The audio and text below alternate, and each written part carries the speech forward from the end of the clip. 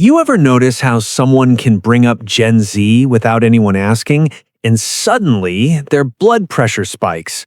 Like you'll be talking about coffee, or work, or the weather, and out of nowhere it's, kids these days are so sensitive. They don't want to work. Back in my day. And you watch it happen in real time. The sigh, the eye roll, the mini rant that's been waiting all day for an excuse. Maybe you've done it. Maybe it's your coworker. Maybe it's that one relative who somehow turns every conversation into a TED Talk on how society is collapsing. But here's the thing. This reaction isn't really about Gen Z. Not fully. There's a psychology underneath it. And once you see it, you start realizing this frustration says a lot more about the person feeling it than the generation they're pointing at. Let's start with the first type. This is the person who feels quietly displaced. They don't say that. They say things like, "I don't get these kids," or "the world doesn't make sense anymore." Picture someone scrolling through social media. They see slang they don't understand, values they didn't grow up with, conversations about mental health, identity, work-life balance, things that feel unfamiliar, maybe even threatening. Psychologically, this can trigger a loss of status feeling. Every generation gets used to being the default, the standard, the voice that sets the tone. When that shifts, it can feel like being pushed off center stage without being asked. So anger becomes a defense. Criticism becomes a way to regain footing. If you've ever caught yourself thinking, "When did everything change so fast?" That's not hatred. That's grief for familiarity. Then there's another type, the person who confuses toughness with worth.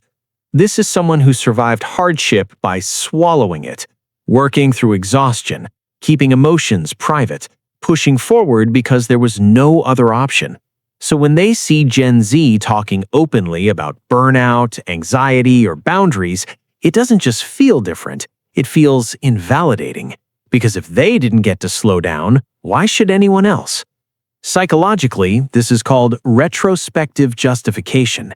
If I suffered and turned out fine, then suffering must be necessary.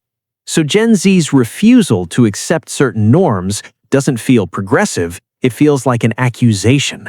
Like someone is saying, "You shouldn't have had to go through that." And that's an uncomfortable thought. So the reaction becomes, they're weak, they complain too much, they don't know how the real world works. But beneath that is often something softer, something unspoken. No one protected me, and I don't know what to do with that. Then there's the third type, the person who mistakes unfamiliar language for stupidity. They hear new slang, new platforms, new cultural references, and instead of curiosity, they feel irritation because understanding used to come easily, and now it doesn't. Cognitive fluency, the ease with which we process information, plays a huge role here. When things are easy to understand, we judge them more positively. When they're hard, we're more likely to dismiss them. So instead of thinking, "This isn't my world," the brain jumps to, "This world is worse." That's why jokes about brain rot or TikTok generation land so easily. They turn confusion into superiority. And maybe that resonates more than you'd like to admit. Maybe you've laughed at a meme mocking Gen Z, not because you hate them, but because it felt good to feel on the inside again. But here's where it gets more interesting. There's also the person who's secretly envious. They'll never say that out loud, ever, but watch closely. They criticize Gen Z for questioning work culture while being deeply burned out themselves. They mock Gen Z for prioritizing mental health while never having learned how to do that. They roll their eyes at Gen Z's openness while carrying decades of unspoken stress. Psychologically, this is dissonance. When someone lives in a way you wish you could, but feel it's too late to change, it creates tension. So the mind protects itself by devaluing the other path. If that way of living is silly, then I don't have to regret not choosing it. And suddenly, "they're lazy" is easier than "I wish I had known I was allowed to rest." Then there's the last type, the person who doesn't actually hate Gen Z. They hate uncertainty. Gen Z didn't create uncertainty, but they highlight it. They question systems instead of accepting them. They experiment instead of conforming. They speak about identity and meaning in ways that don't fit old categories. For people who rely on clear rules to feel safe, this can feel destabilizing. Psychologically, ambiguity triggers anxiety, and anxiety often comes out as irritation. So criticism becomes an attempt to restore order.